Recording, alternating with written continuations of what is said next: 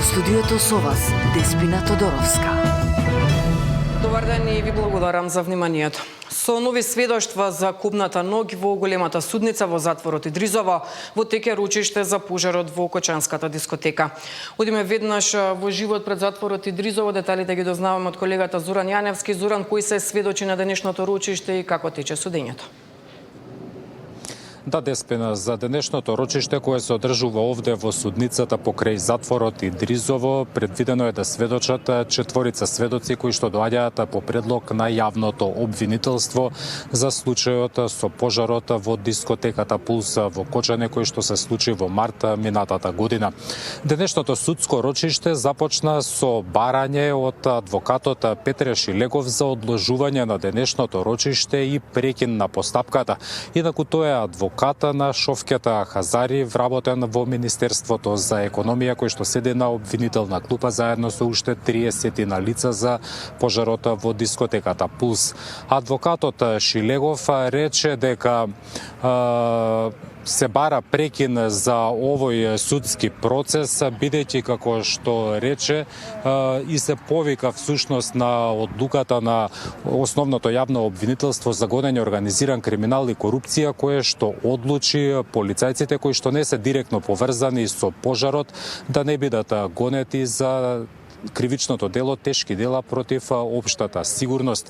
Па како што наведе пред судот, го обвини обвинителството за двојни аршини во својата работа, а Шилегов и направи паралела со одредувањето куќен притвор за Артан Груби.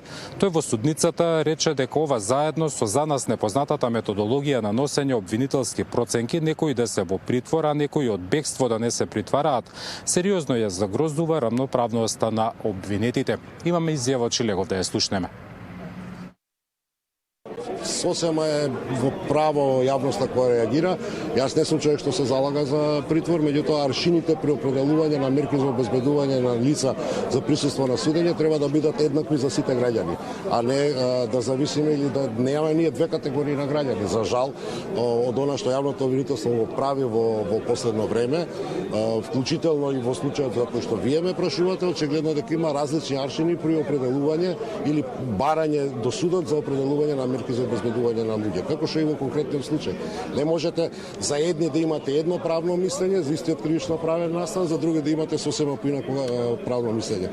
Оваа лакрдија која што се случува во судницата во конкретниот предмет, јавното обвинителство е должно, ќе повторам, да ја прекине, бидејќи надвор од материјалниот аспект на трошоците. Изложуваме премногу луѓе на трауми. Да, тоа беше изјавата на адвокатот Петре Шилегов. Реагира од јавното обвинителство, рекоа дека тие не може да се изјаснат по ваквиот предлог и да дадат свое мислење, бидејќи како што наведоа, неговите наводи не се однесуваат на конкретниот случај. Додека пак судот исто така го одби предлогот на адвокатот Шилегов и рече дека судот го прибавил обвинението кое што се однесува на полицајците, но во текот на оваа постапка не може да го примени се до нејзино завршување. Реагираа и родителите, тие велат дека бараат правда за своите деца, велат дека не се во судницата за одмазда, туку како што рекоа да се утврди одговорност за сите кои што придонеле за пожарот во дискотеката Пулс, дури и за оние кои што влијаеле со својот потпис. Еве нивната изјава. Ние не сме тука за одмазда, ние сме тука за одговорност. Бараме судот да утврди вистината до крај. Бараме да се испита секоја институционална алка од локално и централно ниво. Бараме одговорност не само за оние кои управувале со објектот, туку и за службени лица кои со потпис, со пропуст или со молк дозволиле незаконитости. Доколку системот дозволи кабаре да функционира како салон за тепици, тогаш системот потврлил.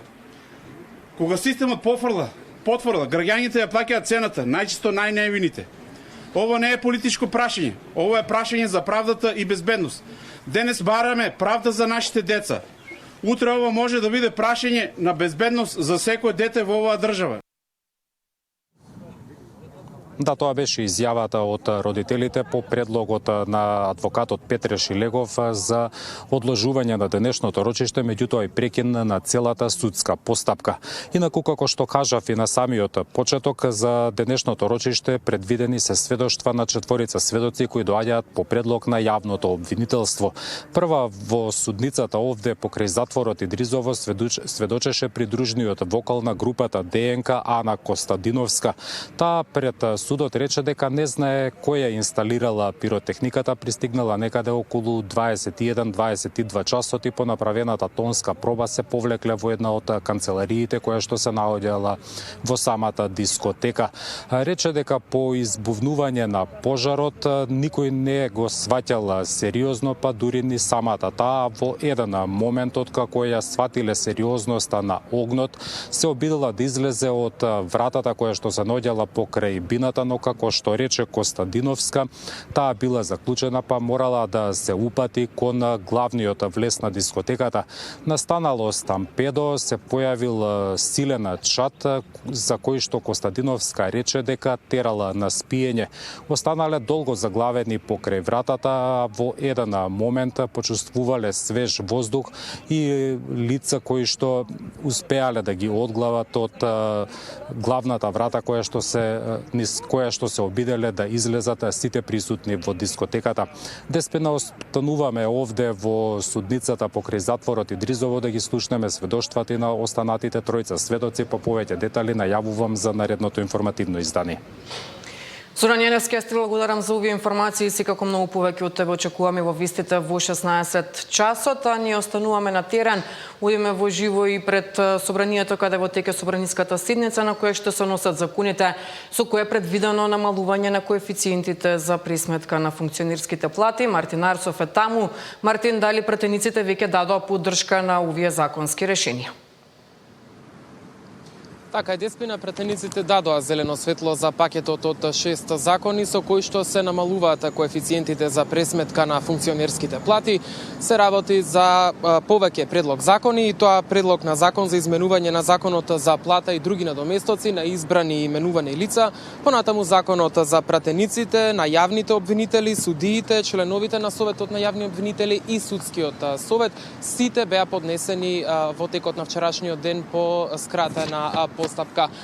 Како што кажав, пратениците дадоа зелено светло за овој пакет од 6 закони. Од тука според информациите, секој од законите ќе патува во својата матична комисија. Уште за доцна попладнево се закажани комисиите, според информациите околу 18 часот, пошто пратениците од комисиите веднаш ќе се вратат на пленарна седница и ќе ги изгласаат овие закони.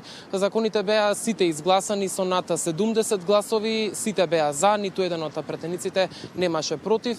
Кусо образложение имаше пратеникот од ВМРО ДПМН Бојан Стојановски, да го чуеме. Со овие предложени решенија се врши интервенција во коефициентите, со што се обезбедува рационално користење на средствата од буџетот на Република Македонија. Сакам да нагласам дека ова законско решение е во согласност со Уставот и е единствено законско решение кое што може да влезе во уставната рамка и потоа да не биде обжалено на Уставниот суд. Со овие измени се дава или одредени позиции се намалуваат кои што се во следниот правец. За пратениците и функционерите во извршната власт ги намалуваме коефициентите со што директно го кратиме буџетскиот товар. За судиите и јавните обвинители предвидуваме усогласување на коефициентите со цел нивните плати да бидат во корелација со реалните економски можности на државата. Додека за градоначалниците исто така предлагаме нова скала на коефициенти зависно од бројот на жители во општините. Доколку овие измени денеска бидат усвоени од собранието, платите ќе се нивелираат, со што значи на сите овие функционери кои што се под овие 6 закони платата ќе се намали од 10 до 13.000 денари. Да, ова беше образложението од пратеникот на ВМРО ДПМН Бојан Стојановски. Немаше дискусија на седницата по однос на итната реакција што ја испратија од Сдруженијето на јавни обвинители утринава преку медиумите. Тие побараа нивната точка да биде повлечена од дневниот ред, а образложението е дека платите на јавните обвинители не може да се намалуваат со закон или пак со одлука на државен орган, само освен во ситуација кога е утврдена дисциплинска одговорност. Меѓу другото, во реакцијата се вели, јавните обвинители извршуваат сложена и одговорна работа и го носат товарот на кривичниот прогон и тоа без соодветни материјални услови и доволна стручна поддршка. Законски предвидените додатоци за сложеност на трудот со години наназад не им се исплаќаат поради недостаток на средства во буџетот. Исто така, функцијата јавен обвинител е неспојива со извршувањето на каква било друга функција или дејност. Поради тоа, платата е единствениот приход на јавните обвинители и таа се движи во распон од минимални и помалку од 90.000 до максимални 130.000 денари, стои меѓу другото во реакцијата на Сдруженијето на јавните обвинители на Република Македонија. Деспина Кусо подсетување дека ова ќе биде практично трето спуштање на коефициентите на функционерските плати, откако Уставниот суд пред 3 години ја одмрзна основицата за пресметка, па така секоја година како расте просечната, така растат и функционерските плати. Целосен извештај најавувам за вестите во 16, иако, како што кажа, во 18 часот комисиите продолжуваат со работа за овие закони. Да, Мартин, остануваме да следиме оваа тема во текот на денот. Јас ти благодарам за овие информации во вестите. Сдруженијето на јавни обвинители апелира до сите политички партии и функционери да се воздржат од јавна реторика со која ја нарушуваат самостојноста на јавните обвинители во одлучувањето. Реакцијата следи по бројните реакции во јавноста изминатиот период за определената мерка куќен притвор за поранешниот вице-премиер Артан Груби. Во изминатите денови сведоци сме на неодговорни изјави со кои одредени политичари селектираат и прозиваат поединечни јавни обвинители, коментирајќи ги јавно-обвинителските одлуки без воопшто да бидат запознаени со конкретен предмет или доказите. Ова кулминираше во политичките коментари во однос на определената мерка куќен притвор за еден од осомничените во предметот државна лотарија. Ваквата јавна реторика мора да престане, останатите институции да дозволат обвинителите непречено да постапуваат и да одлучуваат. Сдруженијето на јавни обвинители е професионална организација која нема овластувања да интервенира или да ги коментира одлуките на јавните обвинители при работата на конкретни предмети. Но Сдруженијето има право и обврска да ја заштити самостојноста на обвинителите кои стручно и одговорно ја вршат својата функција и да се бори за соодветни услови во кои тие ќе работат непречено, стои во соопштенијето на Сдруженијето на јавни обвинители. Утрово ниту председателот на Советот на јавни обвинители не сакаше да ги коментира прозивките од министерот за правда, велејќи дека тоа е негов личен став, но не било во ред да ги прозива со име и презиме обвинителот и судијата кои одлучувале за куќниот притвор на Груби. Председателот на Советот вели тоа е одлука на обвинителот, а тие како Совет не можат да расправаат, се дори нема дисциплинска постапка против него. Надлежноста е кај основното и вишото јавно обвинителство. Тоа е став на јавното обвинителство. Ја не можам као председател на Советот да кажем ништо во таа насока. А дали размислувате и вие како Совет да расправате на оваа тема? Ние може да расправаме, ама нашата расправа е, како да кажем, треба ипак републичкото има и виш јавен обвинител, вишиот јавен обвинител, значи ги следи работите за конкретни предмети. Ние работиме само по жалби. Оваа тема и денеска е во фокусот на партиските обвинувања. Од СДСМ тврдат дека куќниот притвор за Груби го докажува политичкиот договор помеѓу ВМРО, ДПМН и ДУИ. Сакајќи да се исперат од скандалозната одлука за одредување куќен притвор, обвинителството директно го закопа Христијан Мицкоски. Вчера обвинителството соопшти дека МВР и АНБ дале проценка дека Груби не бил безбеден во Шутка, па затоа предложиле куќен притвор. Истиот ден, почитувани, излезе директорот на затворот Шутка, Бобан Утковски, го демантираше обвинителството и рече дека ниту МВР, ниту АНБ не се обратиле ниту усно, ниту писмено до затворот за да побарат мислење за безбедноста. Тогаш, како донеле одлука во обвинителството? Има ли подобра потврда од ова тврдење дека се е договорено и дека јавноста само се лаже и се замајува? Почитувани, се е јасно. Дали СДС стравува од сведочењето на груби и евентуалните искази што би можеле да допрат и до нивни поранешни високи функционери во звраќајата од ВМРО-ДПМН. Милионските криминали во државна лотарија се случувале под покровителство на СДС и ДУИ. Додека се злоупотребувале парите на граѓаните, СДС знаеле, молчале и не реагирале поради коалицијски мир со ДУИ, за да не им се распадне коалицијата и да останат ден повеќе на власт. Дали денес нервозата кај Филипче, Заев и СДС доаѓа од можноста вистината да излезе на виделина? Дали во СДС има паника поради евентуалните искази што би можеле да допрат и до поранешни високи функционери на СДС? Институциите мора да постапуваат без селективност и без политички притисоци. Секој кој го прекршил законот мора да одговара, посочуваат од владеачката партија утрово преку писмено соопштение. Од Вреди пак тврдат дека паниката од исказот на Груби е во Мала Речица. Додека Артан Груби гледа телевизија дома, во ДУИ преовладува паничен напад од прв до последен. Тие не се плашат од мерката, туку од тежината на она што Груби го носи со себе, бидејќи тој беше таму каде што се решаваше се, таму каде што се договараа работите под маса, таму каде што се круеше муќта и се делеа интересите. Затоа стравот во Мала Речица не е случаен. Тоа е страв од моментот кога синката на Ахмети ќе почне да зборува, кога ќе почнат да излегуваат имиња, шеми и улоги. И кога ќе стане јасно дека Груби не е само товар за ДУИ, туку потенцијална искра која може да ја запали целата нивна конструкција, стои во писменото соопштение на Вреди. Институтот за комуникацијски студии објави нов документ за јавни политики, медиумскиот екосистем и странското мешање и манипулирање со информации. Во него се предупредува дека странското мешање представува системски ризик за демократијата.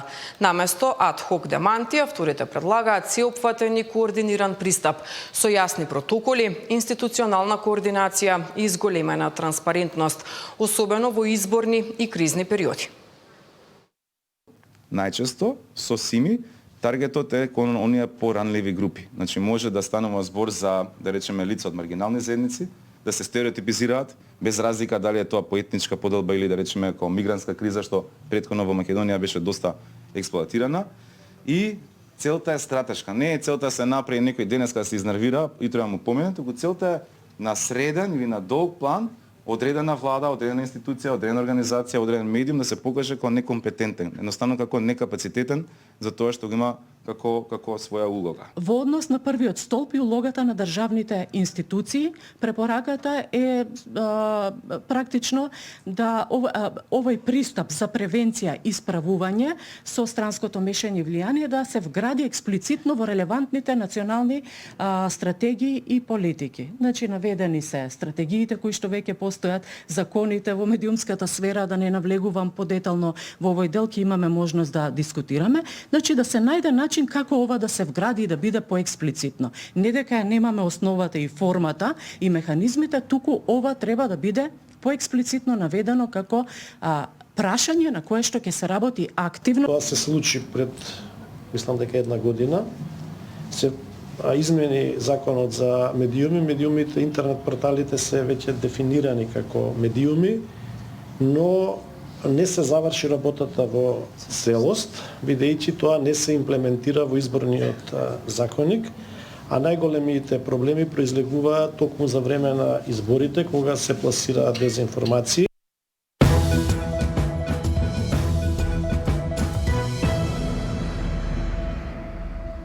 Поголемото количество на врнежи кои изминатиот период го зафатија Охридскиот регион предизвикаа штети на земјоделските површини. Поплавите кои изминатиот период го зафатија Охридскиот регион предизвикаа некаде помали, но некаде и поголеми штети на земјоделските површини. Преголемото количество на врнежи и влага доведе до појава на болести на родот, а за дел од мештаните тоа е главна екзистенција. Имаме доста, оштетени земјоделски површини, посебно пластеничко производство кој се припремало за напролет. Све тоа уништено. А добар дел од селаните гледат екзистенција преку тоа. И затоа некои останале во селата. А вака, не знам, нема ни соодветен пат, ни канализација. Вака почесто ги погодуваат вакви непогоди. И како ќе ги натерате и младите да останат на село и да се бават со земјоделие. Стојановски од еколошкото друштво Грашница апелира институциите да се ангажираат во текот на целата година, од терен да ја следат состојбата со речните корита. Барем онаму кај што се критични места по речните корита да се процени што може од страна со булдожер да се интервенира, а во летниот период се знае генерално чистење. И нормално понатака одржување на речното корито онако како што било пред неколку децении. Човечки фактори, масовната сеча на шумите се едни од главните фактори за поплавите, сметаат екологистите. Инаку последните изливања на реките најголема штета предизвикаат токму во југозападниот регион, а некритично поминаа Кичево и Охрид. Нина Аритоновска, Сител телевизија.